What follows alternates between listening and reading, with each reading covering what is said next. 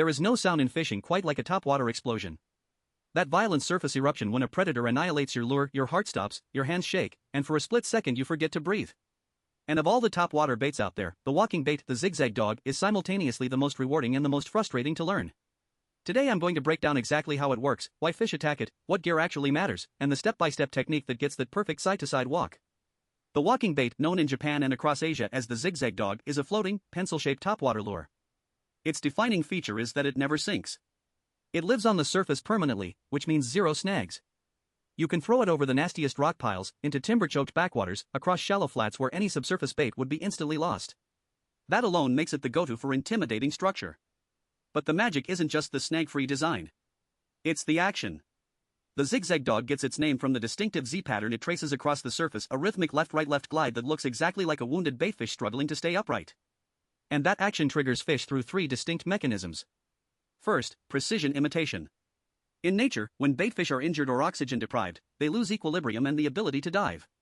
They're trapped on the surface, thrashing in random directions, unable to flee in a straight line. To a predator, this is the single highest priority target in the water column. It's a meal that can't escape. Predators that would ignore a healthy baitfish swimming past will cross an entire flat to crush a wounded one thrashing on the surface. When bait schools get pushed to the surface by hunting fish and begin exploding out of the water, what anglers call a blitz or a feeding frenzy, the walking bait becomes the exact imitation of one panicked individual separated from the school. A single strike triggers competitive feeding, and it's not uncommon to see multiple fish fighting over the same lure. Second, multisensory assault. A predator's visual system is tuned to detect lateral movement. A fish swimming straight away looks healthy, fast, hard to catch. A fish zigzagging erratically looks injured, vulnerable, easy. That's the visual trigger. Then there's the lateral line. Every sweep of the walking bait sends out a symmetrical, low-frequency pressure wave. Unlike a popper's single violent pop, the walking bait's vibration is continuous and clean, no turbulent noise, just a pure signal that a fish's lateral line can lock onto from dozens of meters away. And finally, the auditory system. Most walking baits have internal rattles or weight transfer systems that produce a rhythmic, low-frequency knocking with each sweep. Low frequencies penetrate farther underwater than high frequencies, which means fish can home in on a walking bait in complete darkness and in muddy water where visibility is zero. Third, the territorial reflex. Most predatory fish are highly territorial, especially during spawning season. A walking bait's persistent, rhythmic presence sweeping back and forth, refusing to leave reads as a territorial intrusion. The fish doesn't need to be hungry. It just needs to be annoyed enough to attack. That's the strike you get when a fish has ignored every other lure in your box. Gear matters for walking baits, and it matters for a specific reason. Getting that perfect zigzag action is entirely about how your rod and reel communicate with the lure. Rod length. If you're fishing tight to structure 20 to 30 meters, targeting specific cover, a 1.98 meter rod gives you surgical accuracy and the most responsive tip control. If you're bombing casts at distant surface activity, a longer rod up to 2.4 meters helps. But don't go longer than that. A rod that's too long puts the butt against your forearm or elbow on every twitch, which makes you unconsciously lift your shoulder, which distorts the action and wears you out. Rod power. Medium light to medium. These are the topwater sweet spots. And here's the good news about rod action. Your everyday all-purpose casting rod, medium, medium fast, or fast action, is already ideal for walking baits. These rods have the right tip recovery speed to snap the lure into each directional change without overshooting. You almost certainly already own the right rod. Line. PE braid as the main line. Braid floats, which means zero line drag on the surface and maximum action transfer from rod tip to lure. For most situations, you don't need a leader.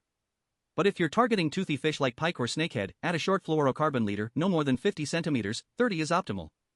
Fluoro sinks, and a leader that's too long pulls the nose of the bait down, making it nod on every twitch instead of gliding cleanly. That kills the walk. Now the contentious one. Can you walk the dog with a spinning reel? The honest answer is yes, but barely. This is physics, not opinion. Walking the dog requires constant stop-start-stop cadence. A spinning reel's rotor has high rotational inertia, it takes more force to start and more force to stop. That inertia translates directly into inconsistent lure speed. Some sweeps are bigger. Some are smaller. The rhythm fights you. A baitcasting reel has almost no rotational inertia. The only moving part during the retrieve is the spool, which weighs almost nothing. Start and stop are instantaneous. Every sweep is the same length. Every pause is the same duration. The precision difference is enormous. When a fish misses the strike, and they miss walking baits a lot, the baitcaster lets you fire a follow-up cast instantly. The spinning reel can't match that. Color selection. This is one area where walking baits are counterintuitive. Unlike subsurface lures where color matters for fish, topwater color is primarily about what you can see. Pick a color that contrasts against the water surface. Pink, black, orange, red, white, anything bright or with a sharp silhouette. Avoid brown, dark green, dark blue, and natural patterns that blend into the water. In windy conditions when the surface is choppy and sunlight is reflecting everywhere, avoid white, silver, gold, and anything metallic. The lure's reflection merges with the water's glare and you literally lose track of your bait. Now the technique. This is what separates the frustrated from the addicted. Cast out. Wait for the line to fully settle on the water. Point your rod tip down toward the surface, not touching the water, just angled low. Here's the key most tutorials miss. You're not twitching the lure. You're twitching the slack line. After the cast, slowly reel in until you feel light contact. Pull the rod tip sharply toward your hip, a crisp, short snap, not a sweeping pull. Then immediately return the rod tip to its original position. Look at your line on the water. You just created a small loop of slack.